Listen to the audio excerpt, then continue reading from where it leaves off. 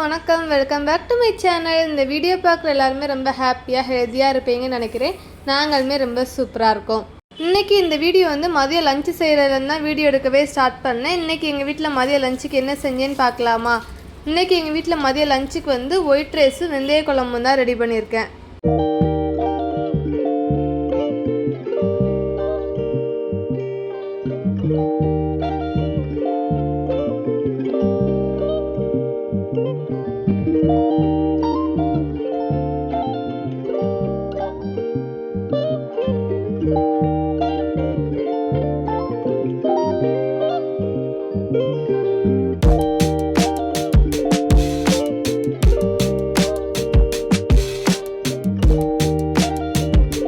இன்றைக்கி வெந்தய குழம்பு செய்கிறதுக்கு நான் வந்து சின்ன வெங்காயம் தான் எடுத்திருக்கேன். உங்கள்கிட்ட சின்ன வெங்காயம் இல்லை அப்படின்னா நீங்கள் வந்து பெரிய வெங்காயம் கூட எடுத்துக்கோங்க.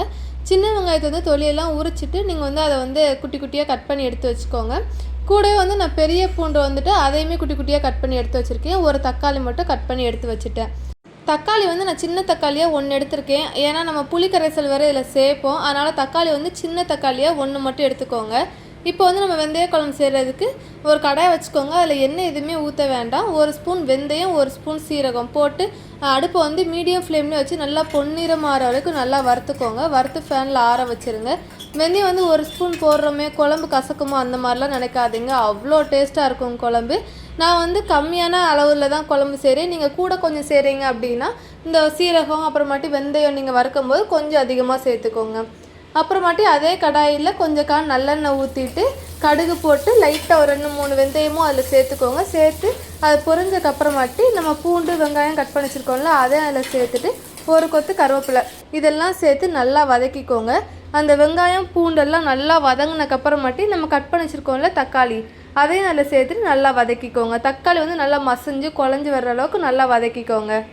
இப்போ இதில் மசாலாவுக்கு வந்து என்னென்ன பொருள் போட்டிருக்கேன் அப்படின்னா 1 ஸ்பூன் வந்து மல்லிப்பொடி, ஒரு 1/2 ஸ்பூன் வந்து வத்தப்பொடி, 1/4 ஸ்பூன் மஞ்சப்பொடி போட்டிருக்கேன். நீங்கள் வத்தப்பொடி வந்து கொஞ்சம் கூட போட்டுக்கலாம். போட்டு நல்லா வதக்கிட்டு நான் சின்னதாக லெமன் சைஸில் புளி வந்து கரைச்சி வச்சுருந்தேன். அந்த தண்ணி ஊற்றிட்டு உங்களுக்கு குழம்புக்கு தேவையான அளவுக்கு தண்ணி ஊற்றி மூடி போட்டு ஒரு 5 நிமிஷம் நல்லா கொதிக்க விடுங்க. நம்ம ஃபேனில் ஆல்ரெடி வந்து இந்த வெந்தயமும் சீரகமும் வந்து ஆற வச்சுருப்போம் இல்லையா, அதையுமே மிக்ஸி ஜாரில் நல்லா மையாக அரைச்சி எடுத்துக்கோங்க.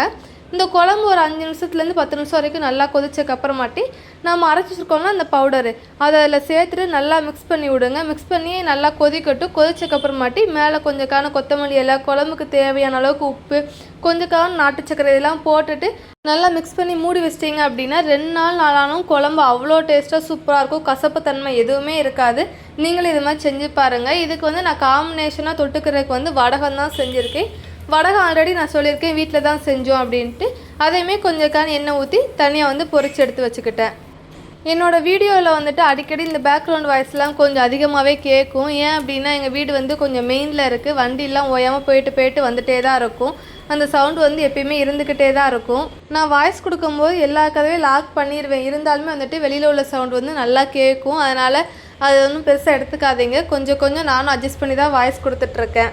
மதிய சாப்பாடுக்கு எல்லாமே ரெடி பண்ணியாச்சு. சாப்பாடு சுட சுட குழம்பு அதை தொட்டுக்கிறதுக்கு வடகம் வச்சு திருப்தியாக சாப்பிட்டு முடிச்சாச்சு. இன்றைக்கி வெள்ளிக்கிழமை அப்படிங்கிறதுனால நல்லா தேங்காய் எண்ணெய் தலைக்கு தேய்ச்சி நல்லா ஹேர் வாஷ் பண்ணிவிட்டேன். இன்றைக்கி ஹேருக்கு வந்து நான் எந்த ஒரு பொருள் எந்த ஒரு மாஸ்க் எதுவுமே அப்ளை பண்ணவே இல்லை. நார்மலாக தேங்காய் எண்ணெய் மட்டும் தலைக்கு போட்டு ஒரு 2 மணி நேரம் ஊற வச்சுட்டு அப்படியே ஹேர் வாஷ் பண்ணிட்டு வந்துட்டேன்.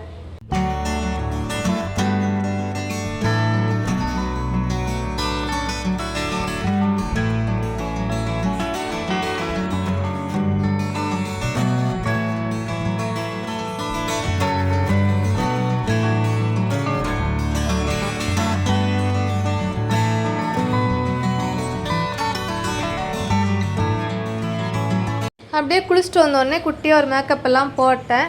மாவாட்டி ரொம்ப நாள் ஆச்சு அப்படிங்கிறனால இன்றைக்கி வந்து மாவாட்டலாம். ஈவினிங் மேலே கொஞ்சம் ஃப்ரீயாக இருந்தோம் அப்படின்னா மாவாட்டி வச்சிடலாம் அப்படின்ட்டு நான் மதியத்துக்கு மேலே வந்து அரிசி பருப்பு வந்து ஊற வச்சிட்டேன். நான் வந்து அரிசி வந்து உலக்கில் தான் எடுப்பேன். 5 உலக்கு அரிசிக்கு 1 உலக்கு வந்து உருட்டு உளுந்து எடுப்பேன். நான் வந்து வெள்ளை கலர் உருட்டு உளுந்து தொலி எடுத்த உளுந்து தான் சேர்த்துருக்கேன். நீங்கள் வந்து கருப்பு கலர் உளுந்து சேர்க்கனாலும் சேர்த்துக்கலாம். நான் வந்து 5க்கு 1 மடங்கு தான் எடுப்பேன். நல்லா 4-5 வாட்டி நல்லா கழுவிட்டு அதுக்கப்புறமாட்டி நார்மலான தண்ணி ஊற்றி ஊற வச்சிட்டேன். இப்போ ரீசெண்டாக ஒரு விஷயம் வந்து கேள்விப்பட்டேன். என்ன அப்படின்னா, உளுந்தை வந்து ஃப்ரிட்ஜில் வச்சு நம்ம ஊற வச்சுட்டு அப்புறமாட்டி எடுத்து நம்ம கிரைண்டரில் போட்டு ஆட்டும்போது உளுந்து வந்து நல்லா புஃப்னு ஆட்டி வரும், நல்லா சாஃப்டாக இருக்கும் அப்படின்னு சொல்லிலாம் நான் கேள்விப்பட்டேன். அதனால் இப்போ 2-3 வாட்டியாக வந்துட்டு நான் உளுந்தை வந்து ஃப்ரிட்ஜில் தான் ஊற வைக்கிறேன். அந்த மாதிரி ஆகுதா இல்லையான்னு எனக்கு தெரியல. ஆனால் அந்த மாதிரி ஆகுமா இல்லையா, நீங்கள் வந்து நார்மலாக வெளியில் உளுந்தை ஊற வைப்பீங்களா இல்லை ஃப்ரிட்ஜில் தான் உளுந்தை வந்து ஊற வைப்பீங்களா அப்படிங்கிறது உங்களுக்கு தெரிஞ்சுன்னா நீங்கள் வந்து கமெண்ட் பண்ணுங்கள்.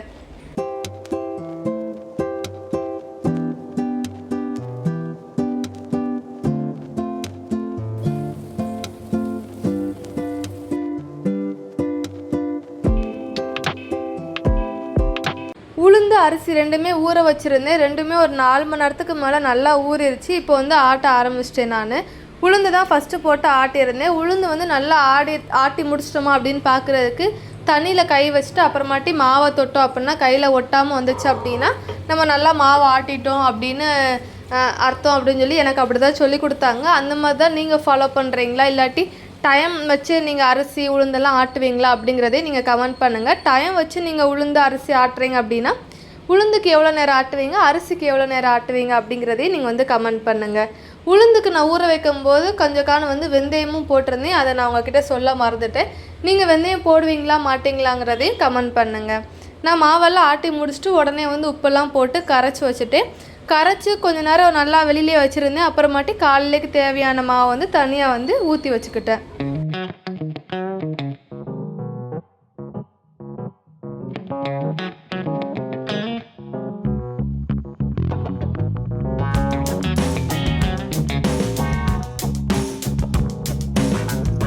அப்புறம் நைட் சாப்பாடுக்கு வந்து இன்றைக்கி சிம்பிளாக இடியாப்பம் தான் செஞ்சுருக்கேன். நான் இடியாப்பத்துக்கு வந்து தண்ணி வந்து சுடுதண்ணி ஊற்றி பண்ணோம் அப்படின்னா நல்லா சாஃப்டாக வரும். நார்மல் தண்ணி ஊற்றி செஞ்சாலும் சாஃப்டாக வரும் நிறைய பேர் சொன்னாங்க. ஒரு தடவை வந்து நான் நார்மல் தண்ணி வச்சு தான் ஊற்றி மாவு பிசைஞ்சேன். சூடாக சாப்பிடும்போது இடியாப்பம் நல்லாயிருக்கு. கொஞ்சம் ஆறிடுச்சு அப்படின்னா அது வந்து இடியாப்பம் வந்து சாஃப்டாகவே இல்லை. அதனால் நான் வந்து சுடுதண்ணி வச்சு தான் பிசைஞ்சிட்ருக்கேன் மாவு. அது மாதிரி நிறைய பேர் வந்து இப்போ மாவு எவ்வளோ எடுத்துருக்கோமோ அதுக்கு கரெக்டான அளவு தண்ணி சூடு பண்ணி அந்த சுடுற தண்ணியிலே வந்து மாவை போட்டு மிக்ஸ் பண்ணி பண்ணுறாங்க. அது எனக்கு எப்படி பண்ணணும்னு தெரியல. நீங்கள் இதை மாதிரி தண்ணியாக சூடு பண்ணிவிட்டு மாவில் ஊற்றி நீங்கள் பிசைவீங்களா, இல்லாட்டி தண்ணி நல்லா சூடானக்கப்புறமாட்டி மாவை போட்டு பிசைவீங்களா அப்படிங்கிறத சொல்லுங்கள். ஒருவேளை நீங்கள் தண்ணியிலே மாவு போடுறீங்க அப்படின்னா எவ்வளோ மாவுக்கு எவ்வளோ தண்ணி சூடு பண்ணணும் அப்படிங்கிறதே நீங்கள் வந்து எனக்கு கொஞ்சம் சொல்லுங்கள். சுடுதண்ணி ஊற்றிட்டு ஸ்பூன் வச்சு தான் நல்லா மிக்ஸ் பண்ணிகிட்டு இருந்தேன். அது கொஞ்சம் ஆறுனக்கப்புறமாட்டி நல்லா கைட்டு வந்து நல்லா சாஃப்டாக பிசைஞ்சிட்டு இடியாப்பம் சுற்றுற இதில் வந்துட்டு மாவெல்லாம் போட்டு இட்லி தட்டில் வந்து இடியாப்பம்லாம் சுற்றி வச்சுட்டேன். ஒரு 10 நிமிஷத்துலேயே நல்லா வந்து இடியாப்பம் வந்து வெந்துடும். சைடில் வந்து நான் தேங்காய் பாலுக்கு வந்து தேங்காய் எல்லாமே வந்து கட் பண்ணி எடுத்து வச்சுக்கிட்டேன். தேங்காய் பாலுக்கு வந்து இன்றைக்கி நான் சீனி தான் சேர்த்துருக்கேன். நாட்டு சக்கரை போட்டு சாப்பிட்றது எனக்கு அந்தளவுக்கு பிடிக்கல. அதனால் சீனி போட்டு தான் நான் வந்து தேங்காய் பால் ரெடி பண்ணியிருக்கேன்.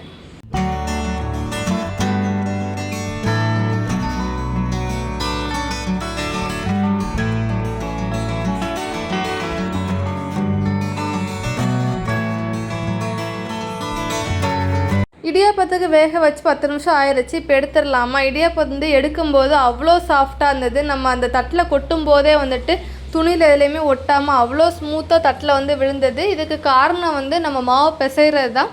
டைட்டாக பிசைஞ்சிட்டோம் அப்படின்னா நமக்கு புளியறதுக்கும் சரி, துணிலெல்லாம் ஒட்டும், அந்த மாதிரி இருக்கும். நம்ம கொஞ்சம் சாஃப்டாக பிசைஞ்சோம் அப்படின்னா இடியாப்பம் புளியறதுக்கும் சரி, சாப்பிட்றதுக்கும் சரி அவ்வளோ சாஃப்டாக இருக்கும். நீங்கள் வந்து இடியாப்பத்துக்கு மாவு பிசையும் போது கொஞ்சம் சாஃப்டாகவே பிசைஞ்சிருங்க.